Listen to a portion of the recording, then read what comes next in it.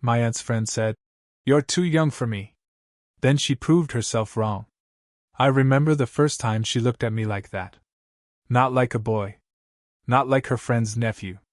But like she just realized I wasn't supposed to be standing this close to her, and still didn't step away. Her name was Claire. Mid-40s. A little taller than I expected, with dark hair she never quite pinned up right, always a few strands slipping loose and brushing her jaw.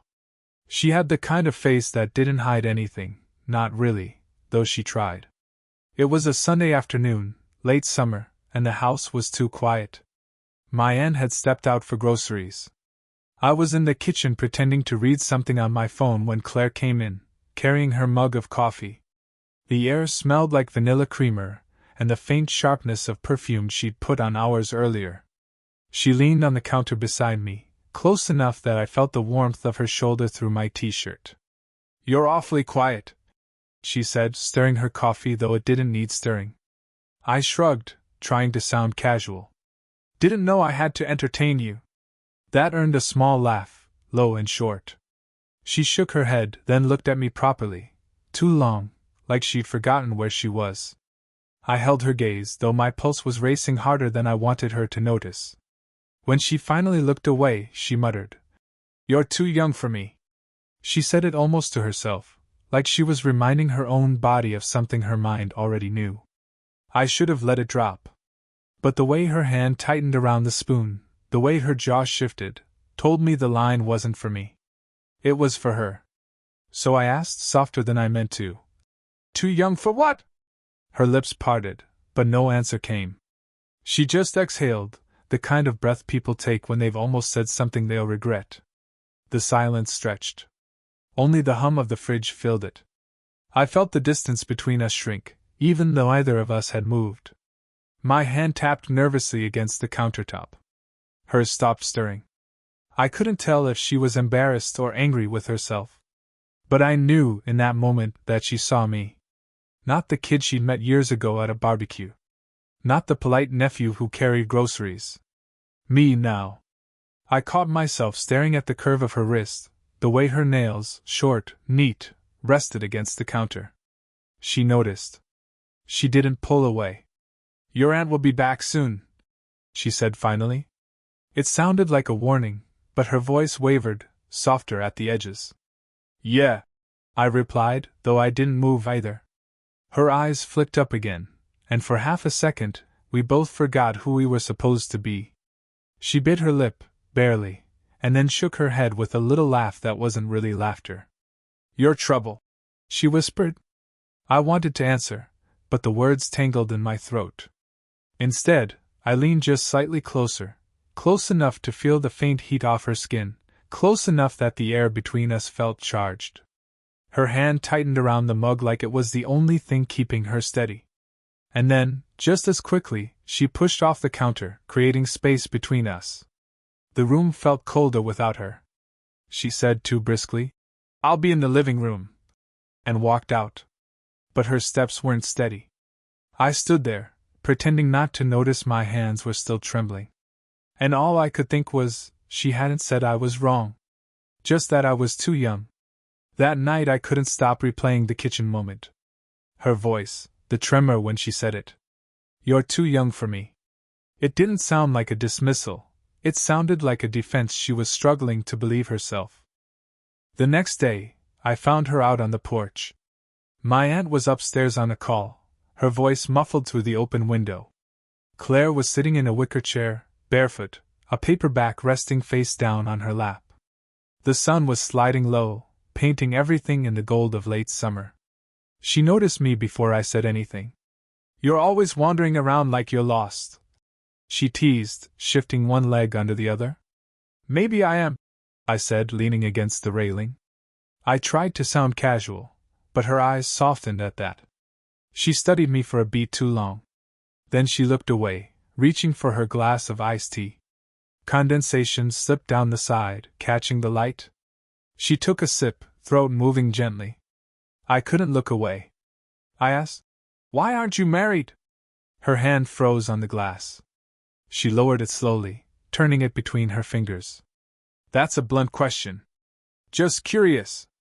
A small smile tugged at her mouth, though it didn't last. She stared out at the yard, voice quiet now. I was once. A long time ago.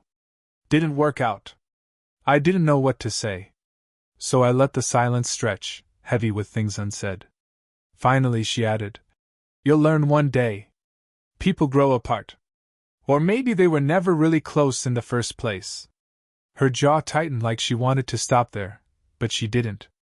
And then you're left, trying to fill the space they leave behind. Her fingers tapped against the glass. It wasn't a dramatic confession, just spoken flat, matter-of-fact. But the loneliness in it, quiet, resigned, sat heavy between us. I shifted closer, leaning on the post beside her chair. My knee brushed the wicker frame. Too close, maybe, but she didn't move. What about you? She asked, glancing at me sideways. Girlfriend? Someone waiting for you? I shook my head. Not really. Not really? She raised an eyebrow. There were people, I admitted. Nothing lasting. Her lips pressed together. You're young. It's not supposed to last yet. The way she said yet made my chest tighten. I wasn't sure if it was hope or warning. The porch went quiet again. The cicadas buzzed in the trees, and somewhere down the street a dog barked. She shifted in her seat, and her leg brushed against mine, light, unintentional maybe, but she didn't move it right away. I pretended not to notice. Or maybe I noticed too much. When she reached for her book, her hand grazed my wrist. Just the back of her fingers, but enough to send a pulse straight through me. She pulled back quickly, mumbling. Sorry. It's fine, I said, maybe too quickly. Her eyes flicked up, searching my face. For what? I didn't know. Approval? Permission? A reason to run? I held her gaze longer than I should have. And in that suspended moment, I wanted to tell her she didn't have to be sorry. That I didn't want her to be. But before I could, my aunt's voice rang from inside. Claire? Could you grab me something from the car? The spell broke. Claire stood, smoothing the hem of her sundress, and stepped past me. For a second, her shoulder brushed against my chest. She was close enough that I caught the faint trace of her perfume, floral, fading, but still clinging to her skin. She didn't meet my eyes as she went down the steps. But I noticed her hand tighten on the railing, just like she'd gripped that coffee mug yesterday. Like she needed something solid to hold on to. I stayed there, heartbeat uneven, watching her walk away. When she came back with the bag, she handed it to me instead of going inside. Our fingers touched, just a second, but she didn't let go right away. Neither did I. Her breath hitched so faintly I might have imagined it. Then she pulled away, her expression carefully neutral. But I knew she'd felt it too. It happened 2 nights later. The house was dim, quiet except for the low hum of the dishwasher. My aunt had gone to bed early. I was sprawled on the couch, half watching some late-night show, when Claire padded in barefoot, carrying a blanket draped around her shoulders. You're still up? She whispered. So are you, I said. She smirked faintly, then settled at the other end of the couch. The blanket slipped, baring one shoulder, pale in the flickering blue light from the TV. I tried not to stare. Tried, and failed. We sat like that for a while, the kind of silence where you can hear every shift, every breath. Finally she said, You should be careful, you know. Careful of what? Her eyes stayed on the screen, but her voice dropped. People notice things. Even when you think they don't? My chest tightened. And what exactly would they notice? That made her look at me. Direct. Longer than safe. She didn't answer. I leaned back, pulse racing, trying to play it off. But then her foot brushed against mine under the blanket. Just a touch, barely there. Neither of us moved. Claire! I started, but the sudden buzz of her phone cut me off. The vibration rattled on the coffee table. We both jerked our eyes to it. My aunt's name lit up the screen. Claire grabbed it quickly, fumbling, almost dropping it. She swiped the call away, set the phone face down, then exhaled shakily. She'll think I'm asleep, she muttered. The air between us turned sharper, thinner. The unspoken truth pressed closer. I shifted toward her, just slightly. She noticed. Her breath hitched. Her hand tightened around the edge of the blanket. You don't make this easy, she whispered. Neither do you. Her lips parted, and for a second, just a second, I thought she'd let me close that last inch. I could almost feel the warmth of her mouth, the quiet invitation in her eyes. But she turned her head, breaking the line between us. This can't, she started, voice breaking. I leaned in anyway, enough that my shoulder brushed hers. She didn't move away. The TV screen flickered, shadows running across her face. I could see the way her pulse beat at her throat.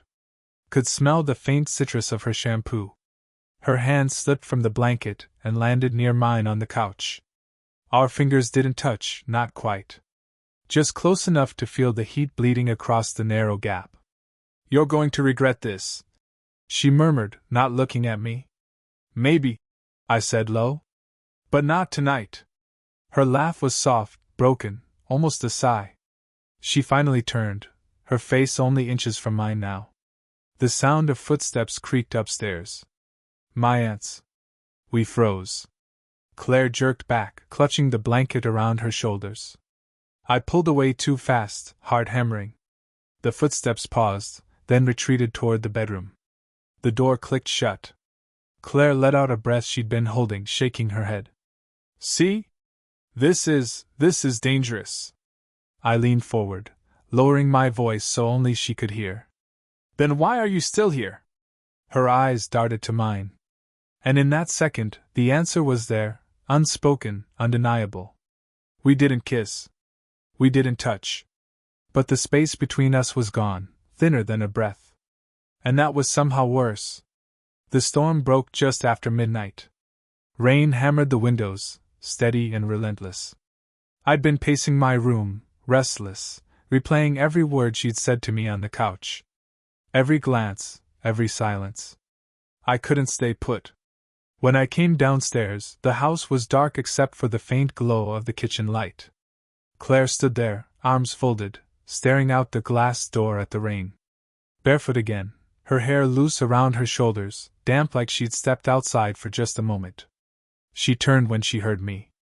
For a second, either of us spoke. The storm filled the silence. You can't keep looking at me like that, she said finally, her voice quiet but firm. I froze. Like what? Like you want me to lose control. Her eyes held mine, steady but soft. I already told you, you're too young for me. I should have backed down. Instead, I stepped closer. Then stop proving yourself wrong. Her breath caught. She shook her head, but she didn't move away. I reached for the counter beside her, leaning close enough that my shoulder brushed hers. She stiffened, but then her body softened just slightly, like the fight was slipping through her grip. Do you know what you're doing? She whispered. No, I admitted. But I know what I want. The words hung there. She blinked once, twice, like she couldn't believe I'd said them out loud. Her hand lifted, almost without her realizing, brushing through her hair. The strands fell back across her cheek, and before I could stop myself, I reached up and tucked them behind her ear. My fingertips grazed her skin. Warm. Silky. Too much. She exhaled sharply, like the touch had cut through her last defense. Claire, I said, my voice low, right near her ear now. The rain outside was loud enough that I wasn't sure she could even hear me, but her whole body trembled just slightly. She turned toward me, and we were suddenly close, so close I could feel her breath against my mouth. Her eyes searched mine, wide, conflicted. Wanting and terrified all at once. This is wrong, she whispered. Then tell me to stop. Her lips parted, but no words came. Just silence. And the silence said everything. I brushed my thumb lightly across her jaw, testing, waiting for her to pull away. She didn't. She leaned into it, barely, but enough. I can't want this, she breathed. But you do, I answered. Her hand rose, trembling, landing on my chest. She pressed against me, not to push me back, but just to feel I was real. My heart hammered under her palm. The storm cracked with thunder, rattling the glass. She jumped slightly, then let out a shaky laugh, forehead tipping forward until it rested against mine. We stayed like that, breaths tangled, rain pounding around us. "Someone will find out," she whispered. "Then let them." She pulled back just enough to look at me. Her eyes were shining, conflicted, desperate. And then, her lips tilted closer. Not touching, but hovering, a hair's breadth away. The kind of almost that sets your whole body on fire. I could taste the electricity in the air. My hand slid to the small of her back, drawing her nearer. Her lips barely brushed mine, an accident, a slip, a promise. And then, the sound of the upstairs door creaking open cut through the moment. Footsteps on the stairs. We froze, breathless, bodies still pressed together, lips still trembling on the edge of everything. Claire's eyes widened. "Don't," she mouthed, barely audible, just as the footsteps drew closer. The footsteps stopped just outside the kitchen. Claire jerked away from me, yanking the blanket tighter around her shoulders even though she wasn't wearing one this time. Her breath came fast, shallow. I stepped back too quickly, nearly knocking into the counter. My aunt's voice carried down the stairs. "Claire? You still up?" Claire's eyes widened, panic flashing across them. She pressed a finger to her lips, begging silence. I forced my voice steady. "It's just me, Aunt Lisa. Couldn't sleep." The footsteps lingered a moment longer, then retreated up the stairs. The door closed with a faint click. The storm outside raged on, but the quiet between us was louder. Claire pressed her hand flat against the counter, steadying herself. "We can't do this," she whispered, almost to herself. I opened my mouth to argue, but she cut me off, eyes sharp now, desperate. "You don't understand. Lisa trusts me. She asked me to look out for you this summer. Do you get that? She put you in my hands." Her words hit hard. For a second, I couldn't breathe.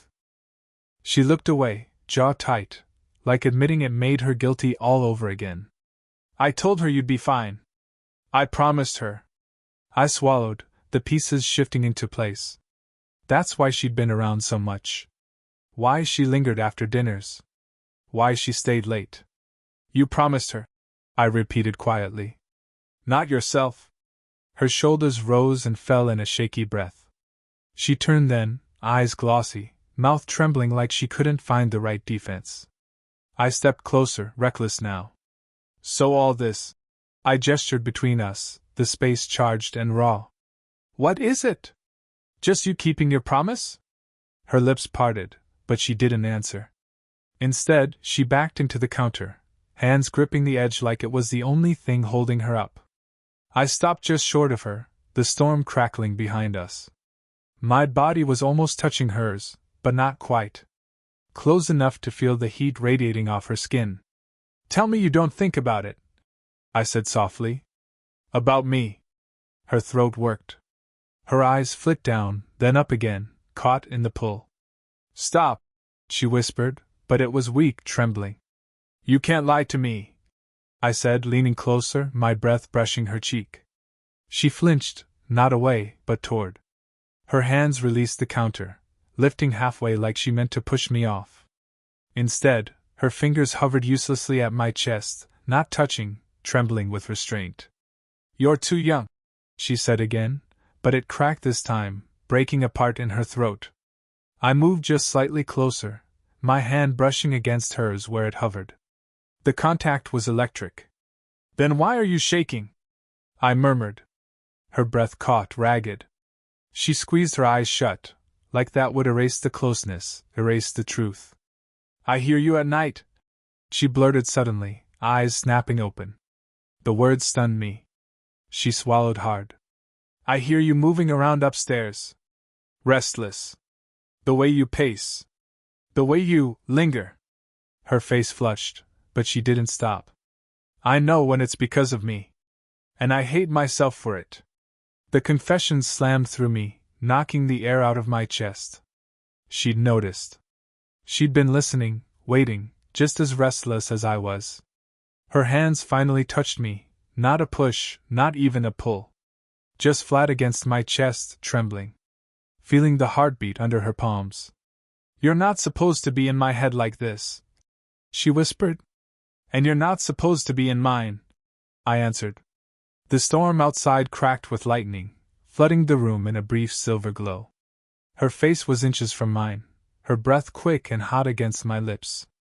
For one suspended second, the guilt, the fear, the risk, all of it was swallowed up by something heavier.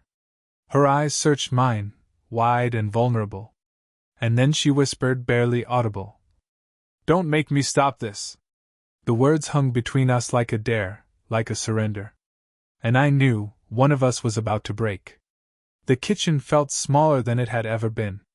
Claire's words still hung in the air, "Don't make me stop this," and the storm pressed against the windows like it wanted in.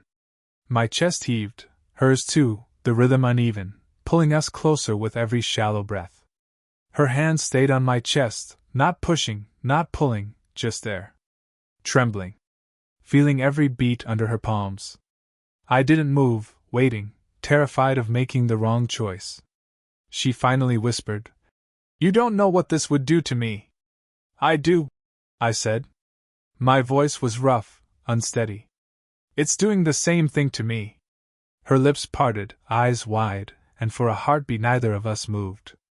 Then she stepped forward, just one step, but it erased everything. Her body pressed lightly against mine, the warmth undeniable. I exhaled like I'd been holding my breath for weeks. My hand lifted, hesitating, then cupped her cheek. Her skin was hot, flushed. She leaned into it, eyes fluttering closed for half a second, like she'd finally given in. "Say it's wrong," I whispered. She opened her eyes, meeting mine. Shaking her head slowly. "I can't." That was it. That was the breaking point. Her lips found mine before I could even move. Soft at first, hesitant, like testing the weight of the choice. Then firmer, hungrier, a release of everything she'd been holding back. My hands slid into her hair, pulling her closer. She let out a sound, half sigh, half laugh, like relief and fear tangled together. We kissed until the storm drowned out everything else, until we both had to pull back, gasping, foreheads pressed together. Her hands gripped my shirt like she didn't trust her legs. Mine stayed at her waist, steadying her. "This will ruin me," she whispered, breath ragged. "Then we'll both be ruined," I said. She let out a shaky laugh, burying her face against my shoulder for a moment. I felt the warmth of her breath on my neck, the tremor in her body. She wasn't pulling away anymore. When she finally lifted her head, her eyes were glassy, raw. "I'm not supposed to feel this alive again," she admitted. My throat tightened. "Then don't let it go." Her silence said more than words. She searched my face, like she was trying to memorize me, like she wanted proof this wasn't just some passing mistake. Then she nodded, just once, small but certain. That nod was everything. I kissed her again, slower this time. Less desperate, more sure. The kind of kiss that said, "I see you. I choose this." Her hand brushed my jaw, thumb trembling but gentle. My other hand slid down her arm, fingers intertwining with hers. She squeezed back, hard, like she needed the anchor. We pulled apart only when the thunder rolled again. She laughed softly, almost disbelieving. "What are we doing?" "Finally being honest," I said. She stared at me for a long beat, then smiled, a real smile, shaky but unguarded. "God help us both," she whispered. But she didn't let go of my hand. For the first time, the space between us was gone, and I knew it wouldn't come back. We weren't pretending anymore. We both understood. The storm had eased by morning, leaving the air heavy and still. I found Claire in the living room, curled into the corner of the couch with a blanket pulled over her lap.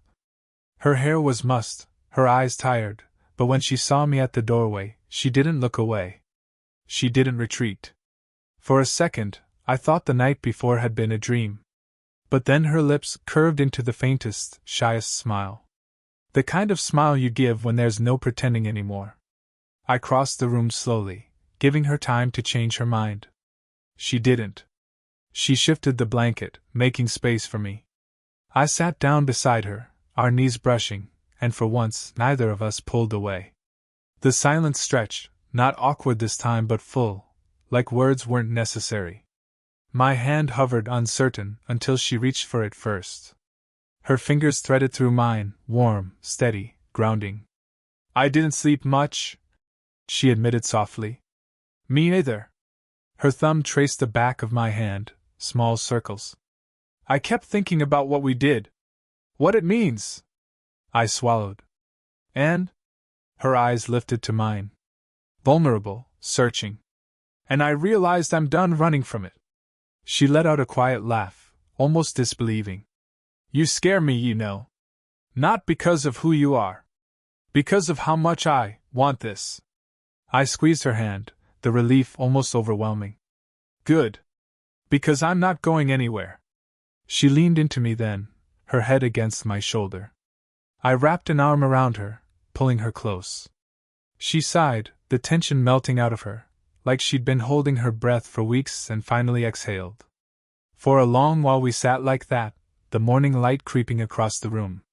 The world outside was waking, but inside it felt like time had slowed. Just the two of us, finally still. After a while, she lifted her head, studying me with that open, unguarded look she'd always tried to hide before. She brushed a stray piece of hair from my forehead, her fingers lingering. You're younger than me, she said softly. Not a wall this time. Just a fact. Yeah, I admitted. And you're older than me. She smiled, shaking her head at my bluntness. You make it sound simple. Maybe it is. I leaned closer, pressing my forehead to hers. I don't care what anyone thinks. Do you? Her smile faded, replaced by something deeper, steadier. Not anymore. And then she kissed me again. Slow. Unhurried. The kind of kiss that felt less like surrender and more like a choice. When we pulled apart, she rested her forehead against mine, whispering, We'll figure it out. I nodded. Together. Her hand slid back into mine, fingers squeezing tight. And for the first time, there wasn't fear or hesitation in her touch. Just certainty. We sat there until the sun rose higher, painting the room in gold. Our bodies close, our hands clasped, the storm behind us. Whatever came next, questions, risks, judgment, we'd face it side by side. For now, that was enough.